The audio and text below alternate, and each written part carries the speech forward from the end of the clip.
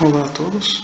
Na aula passada, nós encerramos o tópico de lei de Biot-Savart e lei de Ampère, onde naquela ocasião a gente teve mais a lei de Ampère para determinar o campo magnético de diferentes distribuições de corrente, certo? E encerramos o tópico passado com o solenoide toroide. Na aula de hoje, nós vamos começar com a lei de indução de Faraday, que é o primeiro tópico de eletromagnetismo de fato, ou seja, a união da eletricidade com o magnetismo. A pessoa talvez mais diretamente responsável por linkar esses dois estudos que até então era feito de forma separada é Hans Christian Ørsted, em 1820. O que reza a lenda é que ele estava trabalhando com o circuito elétrico, e por alguma razão deixou uma bússola perto do circuito, esqueceu essa bússola ali. E quando ele fechou o circuito, quando começou a passar uma corrente por ele, algo que ele não esperava aconteceu. A agulha da bússola sofreu uma deflexão. Esse até então, até onde se sabe, é o pontapé inicial para se unir essas duas ciências, eletricidade e magnetismo, formando o eletromagnetismo de fato. Bem, vamos lá. Nós já vimos uma relação das aulas anteriores com corrente e torque assim. Corrente elétrica gera torque. Nós vimos isso naquele exemplo do torque magnético. Isso, claro, quando a espira por onde está percorrendo essa corrente está imersa num campo magnético externo. Nós já batemos várias vezes aqui na tecla de simetria. Então, o inverso também pode acontecer. Ou seja, se você colocar uma espira num campo magnético e você aplicar um torque, vai aparecer corrente elétrica na espira? A resposta, obviamente, é sim. E as usinas hidrelétricas, elas funcionam graças a esse princípio. E essa relação está diretamente ligada com essa lei que nós vamos discutir hoje. Temos aí dois experimentos que nos ajudam, vamos dizer assim, a melhorar nossa interpretação de como funciona essa lei. Aqui nós temos uma espira condutora, um ímã, e essa espira condutora está ligada a um galvanômetro. O galvanômetro é, vamos dizer assim, o avô do amperímetro. É um dispositivo capaz de detectar corrente elétrica, tá ok? Aqui poderia ter um amperímetro, poderia ter um voltímetro, funcionaria para a mesma coisa. Nesse caso, nós temos um ímã e no instante que você aproximar o ímã da espira, a agulha do galvanômetro sofreria uma deflexão. Eu vou mostrar para vocês aqui uma representação na forma de uma pequena simulação de como isso funciona. Essa aqui é uma representação ilustrativa do experimento que eu acabei de discutir com vocês. Nós temos aqui um conjunto de espiras, um ímã, e nesse experimento aqui, no caso, tem um voltímetro. Mas tanto faz ter um voltímetro ou um amperímetro, serve para ilustrar o mesmo conceito. Uma vez que já vimos que diferença de potencial é proporcional à corrente.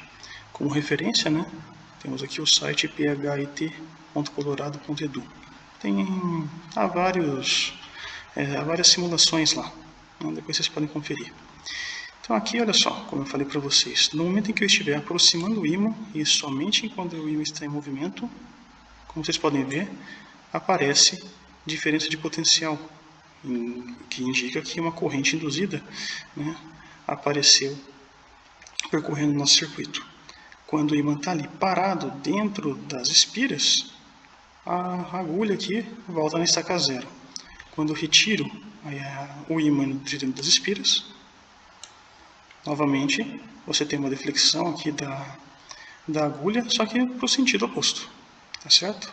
Reparem que só enquanto há o movimento do ímã é que você tem diferença de potencial detectada ali. Parou o ímã, parou a diferença de potencial. Afastei o ímã, a agulha sofreu uma deflexão para o lado oposto, depois volta a estaca zero.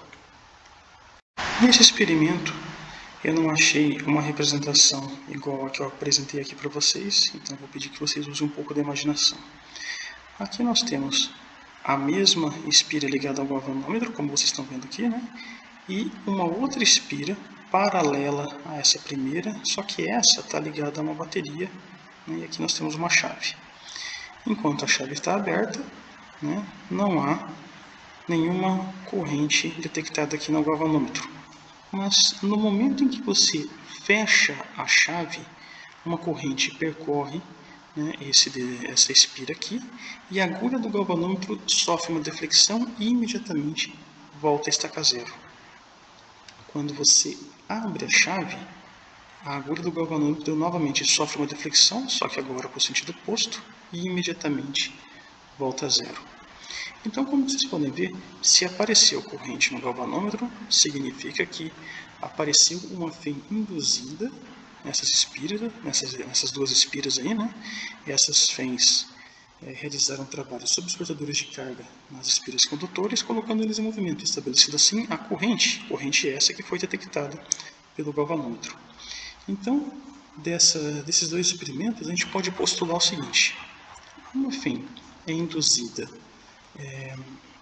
induzida somente quando algo estiver variando.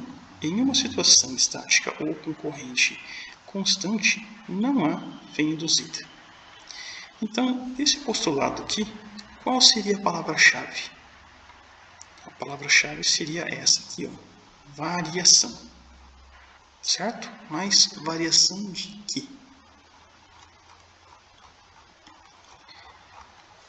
Foi Michael Faraday e Joseph Henry, em 1831, que conseguiram explicar bem a sua lei através da variação de linhas de campo que estão atravessando a espira.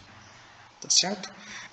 O nome da lei ficou como Faraday porque ele foi, vamos dizer assim, o mais rápido em publicar os resultados. Joseph Henry também trabalhou no mesmo problema. Ele recebeu depois uma unidade de medida para a indutância, que nós vamos discutir nos próximos tópicos. Tá ok? Bom, então foi o Faraday e o Joseph Henry que, vamos dizer assim, entenderam a relação entre aqueles dois experimentos que a gente acabou de discutir. Eles perceberam que é quando o número de linhas de campo magnético que estiverem atravessando a espira é que aparece a fém induzida. Okay? O número de linhas não importa, e sim apenas a sua variação. E quando nós temos linhas de campo atravessando uma espira, atravessando uma determinada área, nós temos um conceito já conhecido, que é o conceito de fluxo. Aqui em Física 3 nós já trabalhamos com fluxo elétrico, e agora vamos trabalhar com fluxo magnético. A ideia para trabalhar com fluxo magnético é igual que nós tínhamos com o caso do fluxo elétrico, com uma pequena diferença. No fluxo magnético, nós não temos a integral fechada. Nós já discutimos isso lá no primeiro tópico de magnetismo. Se essa integral fosse fechada, o fluxo seria zero. Qualquer área fechada, você teria o mesmo número de linhas de campo que entrariam pela superfície e sairiam por ela. Então, você sempre teria fluxo zero. Por isso, nós temos uma integral convencional, já que quando você está falando de uma espira, você está falando de uma área convencional. Ok? No sistema internacional, a unidade de medida é dada em Weber. Okay? Weber foi o cara de sua época. Ele trabalhou com o Gauss e ajudou ele a estabelecer o sistema gaussiano de unidades no século XIX. Tá ok, pessoal? O nome do Weber é Wilhelm Edward Weber. E a ideia aqui para o fluxo, é só para reforçar, nós temos, olha lá, linhas de campo que atravessam aqui a espira. Nós temos o produto escalar, como vocês viram aqui, entre B e BA, já que nós temos esses dois vetores com a mesma origem, onde você pode projetar um vetor sobre o outro e vice-versa. Tá? Nós temos um fluxo positivo se o ângulo entre esses dois vetores for menor que 90, negativo se for maior. Ok? Então, com a ideia de fluxo em mente, podemos enunciar a lei de indução dessa forma. A fém induzida em uma espira condutora é igual à taxa em que o fluxo magnético através dessa espira estiver variando com o tempo. Para equacionar essa afirmação, nós temos aqui taxa em que o fluxo magnético varia em relação ao tempo, então nós temos uma derivada temporal sobre o fluxo.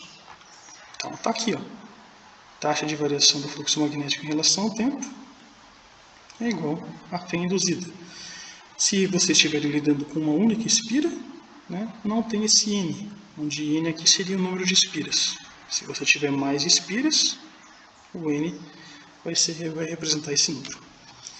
O sinal negativo, que nós já vamos discutir um pouquinho ali para frente, está relacionado com uma outra lei que serve para a gente determinar qual é o sentido dessa fém. Tá, ok? Sua importância vai ficar mais evidente, vamos dizer assim, na próxima aula.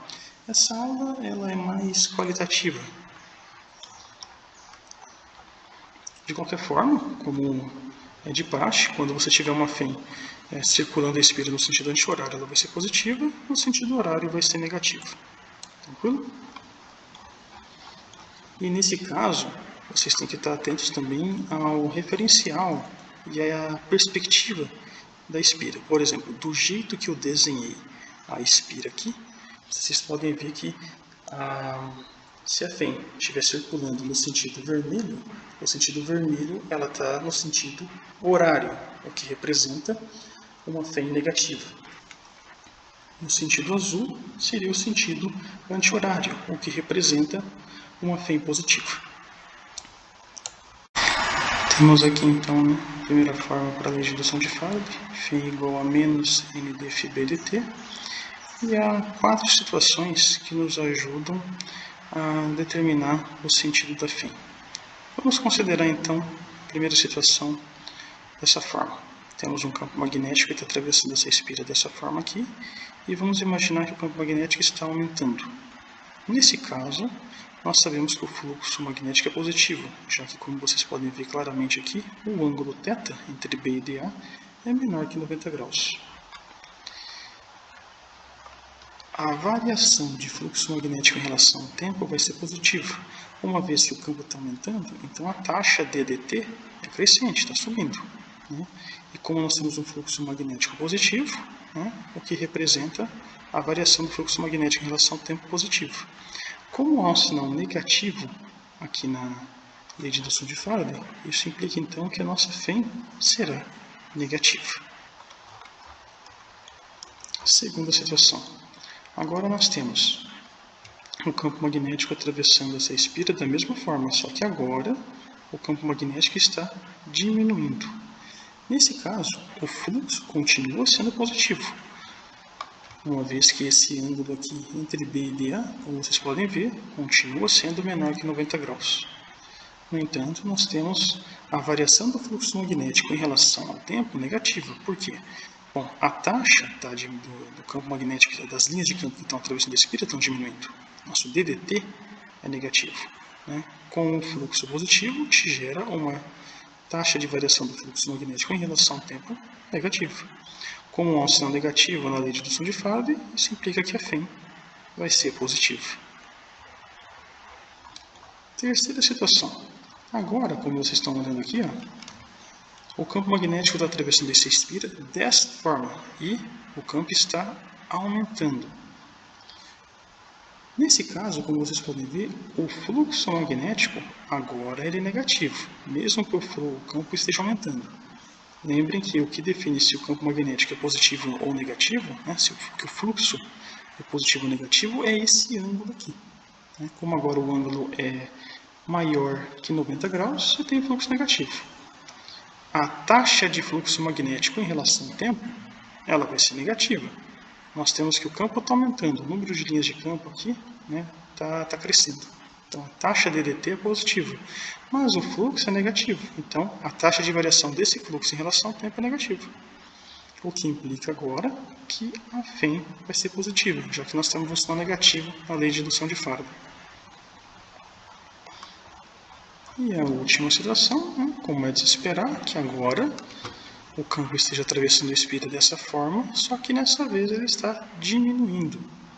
Se o campo atravessa a espira dessa forma, o fluxo, nesse caso, vai ser negativo, porque o ângulo aqui continua sendo maior que 90 graus. Então, fluxo magnético negativo. Só que agora o campo está diminuindo, ou seja, o número de linhas de campo que está atravessando aqui está diminuindo. Então, a taxa de dt é negativa. Mas como nós temos aqui um fluxo negativo, né, a taxa de variação do fluxo magnético em relação ao tempo vai ser positiva. Como há um sinal negativo na lei de indução de Faraday, isso implica que a fém resultante vai ser negativa.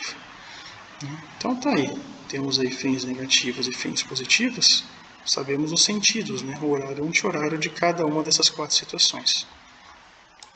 Vamos aplicar esses conceitos aí agora, né, a um exemplo. Vamos a esse aqui. Nesse caso, nós temos um solenoide longo S, da figura que eu desenhei para vocês, tem 220 espiras por centímetro e transporta uma corrente de 1,5 amperes. Seu diâmetro é 3,2 centímetros, que ele chamou de desão. Em seu centro, colocamos uma bobina compacta de 130 espiras, com um diâmetro de 2,1 centímetros. A corrente no solenoide é reduzida a zero e, a seguir, aumentada até 1,5 amperes no sentido oposto numa taxa constante, durante um período de 50 milissegundos. Ele pede, nesse caso, qual é o módulo da FEM induzida que aparece na bobina central enquanto a corrente no solenoide está sendo variada. Bom, então, o que o problema está pedindo e o que ele deu para vocês? Aqui eu tenho os dois solenoides, tenho um aqui, os dois solenoides, no caso eu tenho um solenoide e ele chamou esse aqui de bobina. Quando você tem uma corrente, né, percorrendo, ele se torna um solenoide. Então aqui nós temos um solenoide de diâmetro D, né, e uma bobina compacta de diâmetro Dzinho. Né? Só temos corrente percorrendo esse maior aqui. Então, corrente percorrendo dessa forma, saindo aqui, entrando aqui, usando a regra da mão direita, nós podemos determinar o campo magnético apontando para a direita, como foi representado nesse desenho. Nesse caso, se você tem um campo magnético uniforme e constante, nenhuma FEM aqui é induzida nessa bobina compacta, correto? Uma vez que você não tem a variação de fluxo magnético atravessando as espiras dessa bobina. Tá? O que o exercício está falando para vocês é o seguinte, é que essa corrente de 1,5 amperes aqui que está circulando nesse sentido, ela vai de 1,5 ela vai zerar, depois ela vai ser invertida o sentido. Então você tem ali corrente que está circulando assim, ela vai zerar até zero, né? Depois ela vai inverter. E durante esse período que ele deu a vocês de 50 milissegundos, que ocorreu essa inversão no sentido da corrente, você vai ter uma variação do campo magnético e assim uma variação do fluxo, que permite encontrar a FEM induzida nessa bobina compacta. Ele quer que você encontre qual é essa FEM. Tranquilo? Então vamos lá. Temos FEM, pela lei de indução de Faraday, FEM igual a menos N dφB dt. Como ele pediu para vocês aqui, ó, o módulo da FEM, e o sinal permite que você encontre o sentido que ela vai circular, como ele só quer o módulo, podemos abandonar o sinal aqui. E como ele deu a vocês todas as grandezas para você calcular aqui o campo, e também deu o intervalo de tempo onde essa variação de campo vai acontecer, isso permite que você saia dessa notação diferencial para a lei de indução de Faraday e escreva ela de uma forma mais simples em termos de delta. Ok? Eu estou chamando esse N aqui de Enão Dzinho, porque nós temos aí o exercício deu para vocês o número de espiras da bobina compacta de diâmetro Dzinho. Tá? Por isso eu chamei de Enão Dzinho. Delta FB, delta T. Delta T você conhece, esse N você conhece. Você precisa determinar então qual que é a variação de fluxo magnético. Bom, o que aconteceu então foi o seguinte, variação de qualquer coisa é o que? A coisa final menos a coisa inicial. Por causa do fluxo, fluxo final menos fluxo inicial. Inicialmente, aqui, nós temos o fluxo magnético positivo. Nós estamos, por nosso referencial, nós estamos considerando o dA apontando para a direita, e campo e dA apontando para a direita, o ângulo entre B e dA é zero, o cociente de zero é 1. Então, você tem fluxo positivo. Esse cara, então, é positivo. Quando você inverteu o sentido da corrente, você tinha aqui correntes que estariam saindo e entrando aqui, agora ficou assim, entrando aqui e saindo embaixo. O campo vai apontar para a direita, esquerda agora nesse caso, certo? E aí você tem um ângulo, olha só, de 180 graus entre B e DA, então agora o seu fluxo é negativo. Por isso, como a corrente voltou a 1,5 amperes, só que agora no sentido oposto, você tem o fluxo final, o módulo do fluxo final igual ao fluxo inicial. Né? Substituindo nessa equação aqui, você vai colocar o menos, porque agora o teu fluxo ficou negativo, né? Então, menos φ0, 2 φ0. Como nós não estamos interessados em encontrar o sentido da FEM, vamos abandonar o sentido, o sinal negativo para a variação de fluxo. Perfeito, sabemos que a variação do fluxo magnético é 2 vezes o fluxo inicial. Essa ideia tem um equivalente mecânico quando você tem, por exemplo, uma bola numa colisão elástica com a parede. Essa bola se choca com a parede e quica na mesma direção, mas em sentido oposto. A variação do momento linear, que vocês viram lá em Física 1, né, é 2 vezes o momento inicial, correto? Aqui nós temos um análogo simétrico. Como eu falei para vocês, né, é uma das palavras-chave desse curso é simetria, e aqui nós temos uma representação de simetria também. Perfeito, temos agora a variação do fluxo, vamos achar quem é o fluxo. O fluxo magnético é dado por essa expressão, integral de B dA. Vamos considerar nossa condição inicial aqui, né, que o fluxo inicial faz o ângulo zero entre B e dA. Como eu coloquei aqui, saí da notação vetorial, escrevendo em termos do ângulo entre B e dA, cosseno de 0 vai a 1. O campo magnético, no caso do solenoide, nós já encontramos na aula passada. B igual a μ0 I N, onde nós vimos aqui, ó, μ0 é constante, o I, vamos dizer assim, o I inicial de 1,5 amperes é constante e a densidade de espiras, né, da bobina também não varia. Então o campo é uniforme e constante. Posso tirar então esse B da integral. Integral de dA é A. O B nós conhecemos, sabemos como calcular, usamos a lei de Ampère para fazer isso no ano passado. E a área, no caso, é a área da bobina. Ou seja, o campo está atravessando essa bobina compacta. Então o fluxo é aqui. Por isso, a área da bobina é π dzinho quadrado sobre 4. Achamos o fluxo? Vamos substituir aqui para achar a variação do fluxo. Então, a variação do fluxo é 2 vezes o fluxo inicial. μ0 e N, estou chamando agora, como vocês estão vendo aqui, de N dzão, porque essa informação é a densidade de espiras do solenoide. Foi essa informação que ele passou para vocês, de 220 espiras por centímetro. Então agora esse 2 simplifica com 4 e a variação de fluxo é escrita como μ0i N dzão π dzinho quadrado sobre 2. Achamos o ΔΦ, agora vamos substituir na lei de indução, né, que nós reescrevemos ela assim, para determinar a FEM. Substituindo aqui, você tem que FEM induzida vai ser igual a N dzinho μ0i N dzão πd quadrado sobre 2 ΔT. Todos esses valores aqui o exercício forneceu e você sabe quem que é o μ0. Substituindo esses valores na calculadora, você encontra a FEM induzida na bobina compacta como 75 mV, né? No período de tempo onde você tinha lá a corrente que circulava no sentido, foi a 0 e depois foi invertido o sentido dela, até o valor da corrente inicial. Beleza então, pessoal? Tranquilo. O próximo ponto que nós vamos estudar aqui é lei de Lenz, né? E essa lei é devida ao Enrico Frederico Lenz, 1834. Claro que a pronúncia não é essa, né? Mas o enunciado dessa lei é a seguinte: uma corrente surgirá em uma espira condutora fechada com um sentido tal que irá se opor à variação que a produziu. Nesse caso, o sinal negativo presente na lei de indução de Faraday é devido a essa lei de Lenz, tá ok? E para ilustrar melhor como trabalhar com ela, como funciona, temos aí 2 interpretações que nos ajudam a entender direitinho como está relacionado com a lei de indução. Então vamos ali à primeira interpretação. Aqui nós temos um ímã, né, com seu polo norte e polo sul. Nós temos aí uma distribuição de linhas de campo, como vocês estão vendo aqui no desenho. E você vai pegar esse ímã e vai aproximar ele da espira. Nesse caso, o que vai acontecer? Conforme você aproxima o ímã, você vai criar uma variação de fluxo magnético na espira.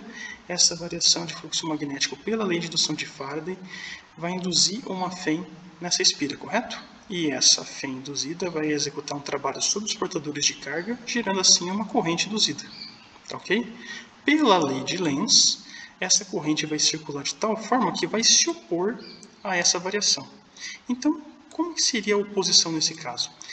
Nós já vimos também que quando nós temos corrente circulando uma espira, você tem uma distribuição de linhas de campo que parece a distribuição do ímã, correto? Então, se você aproximar o polo norte, vai surgir uma corrente nesse caso que vai lutar contra essa aproximação, ou seja, a distribuição de linhas de campo formará aqui um polo norte também para repelir o ímã que está sendo aproximado. E isso que vocês têm aqui representado por essa distribuição de linhas de campo. Tá? Nesse caso, temos uma repulsão magnética. Agora, em contrapartida, se você pegar o ímã e tentar afastar ele, mesma coisa. Quando você afastar o ímã, você vai diminuir as linhas de campo e assim você vai diminuir o fluxo magnético aqui, não é? Pela lei de indução de Faraday, você vai gerar também uma fé induzida na espira, que vai executar um trabalho sobre os portadores de carga, colocando eles em movimento e estabelecendo assim uma corrente elétrica. Pela lei de Lenz, essa corrente vai circular de tal forma que vai lutar, né, contra esse afastamento do ímã. Então, se você está afastando agora o polo norte, aqui como nós estamos mostrando no desenho, vai ter que surgir aqui um polo sul, né, devido a essa corrente induzida, circulando nesse sentido. Então, nesse caso, você teria uma atração magnética. Estão vendo? Formaria um polo sul aqui e um polo norte aqui. Mas sempre respeitando aquela convecção do Faraday. Ó. Linhas de campo entrando pelo polo sul, saindo pelo polo norte. Ó. Entrando pelo polo sul, saindo pelo polo norte. Né? E aqui também, né? Saindo pelo norte, entrando pelo sul. Ok? Então, essa é a primeira interpretação. Temos a segunda interpretação. Agora, ela é mais representada pela variação do fluxo magnético, e não tanto as linhas de campo, como a gente ilustrou na primeira interpretação. Aqui, por exemplo, nós temos um campo magnético externo, né, que está aumentando, ou seja, o fluxo magnético está aumentando, né, está atravessando essa espira. Pela lei de indução de Faraday, você vai ter uma fé induzida nessa espira, correto? Que vai executar um trabalho sobre os portadores de carga, estabelecendo assim uma corrente. Não é? Pela lei de Lenz, essa corrente vai circular de tal forma a lutar contra essa variação desse campo que está atravessando a espira assim e que está aumentando. Então, como ficaria? Se o campo está apontando para a direita, ele está aumentando, precisa aparecer um campo induzido, devido a essa corrente induzida, que lute contra esse aumento. Então, o sentido desse campo induzido tem que ser no sentido contrário do campo externo, como está representado por essa flecha em vermelho aqui. Tá certo? Então, usando a regra da mão direita, sabendo essa linha, que as linhas de campo induzida vão estar apontando para a esquerda, você pode determinar, olha só, o sentido da corrente. Em contrapartida, se esse campo externo estiver diminuindo, mesma coisa, tá? As linhas de campo que estão atravessando aqui, que estão diminuindo, estão fazendo com que o fluxo magnético diminua. Então, pela lei de indução de Faraday, novamente, você vai ter uma fé induzida, não é?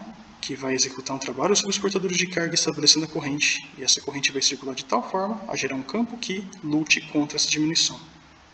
Então, se o campo que está apontando para a direita está diminuindo, o sentido de impedir essa diminuição é reforçar esse sentido. Então, o campo magnético induzido que tem que aparecer tem que apontar também para a direita, né? Para lutar contra essa diminuição do campo externo.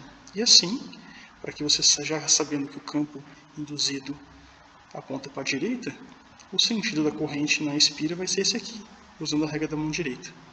Beleza? Então tá aí, ó. Temos essas duas interpretações. Vocês vão ver que na hora de fazer os exercícios, hora será mais fácil usar uma interpretação, hora será mais fácil usar outra. Ok? As duas são importantes para o entendimento da lei de indução e aplicação.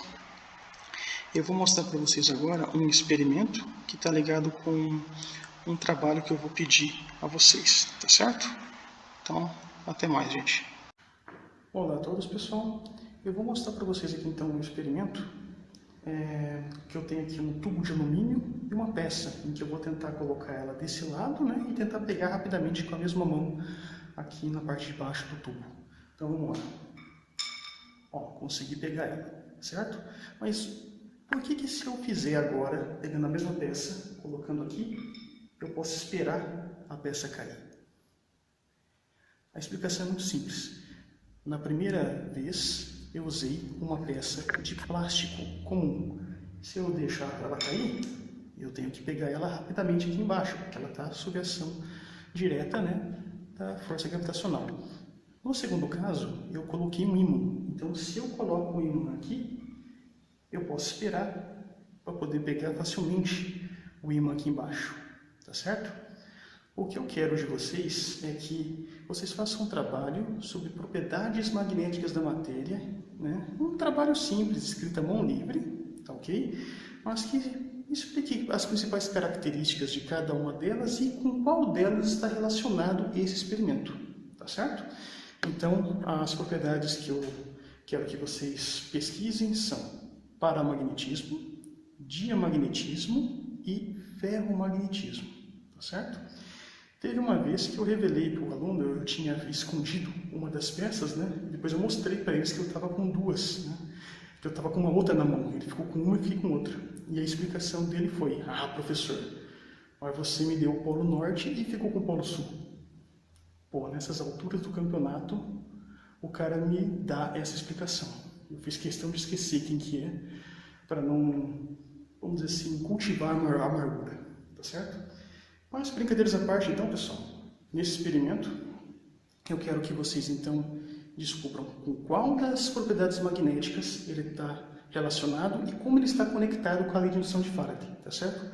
Esse é o trabalho que eu quero para vocês, né, que se soma à APS, que se soma aquelas listas de exercícios que vocês já têm. É isso aí, gente, até mais.